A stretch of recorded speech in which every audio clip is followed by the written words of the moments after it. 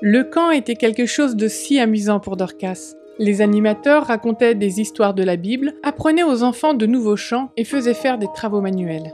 Et chaque jour, tous les enfants recevaient une carte avec un verset biblique qu'ils devaient apprendre. Un jour, quand Dorcas reçut sa carte, cela lui a donné une idée.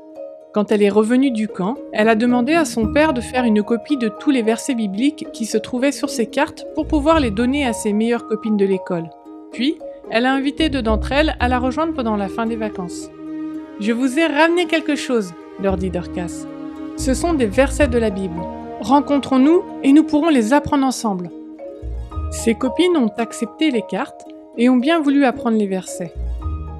Quand elles sont revenues le lendemain matin, elles avaient une surprise pour Dorcas.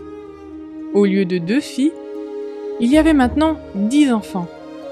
Ils voulaient tous des cartes et acceptaient de mémoriser les versets de la Bible. Dorcas était ébahie de voir autant d'enfants vouloir apprendre la parole de Dieu. Il lui fallait plus de cartes. Elle en donna à chaque enfant et les invita à revenir le lendemain pour apprendre les versets. Chaque jour, plus d'enfants arrivaient le matin pour réciter les versets et recevoir une autre carte.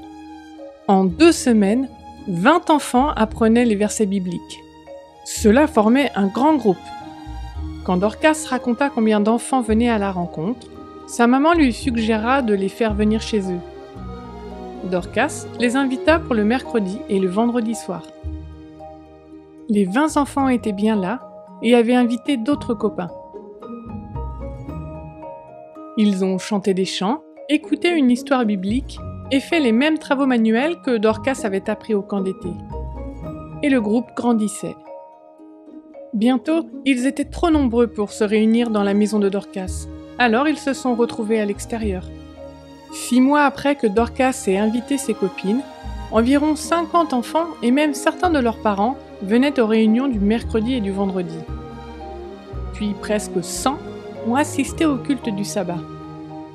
Dorcas a organisé un programme régulier d'école du sabbat pour les enfants et son père et sa mère l'ont aidé pour le culte.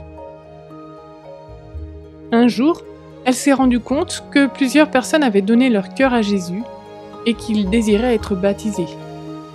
Quelle bonne nouvelle c'était là! Parce que Dorcas a laissé Dieu la guider, une toute nouvelle église a été implantée dans son village en Papouasie-Nouvelle-Guinée. Nous pouvons faire de grandes choses pour Dieu si nous suivons les idées que Jésus nous donne. Priez pour les enfants qui, comme Dorcas, aident les autres à aller à Jésus.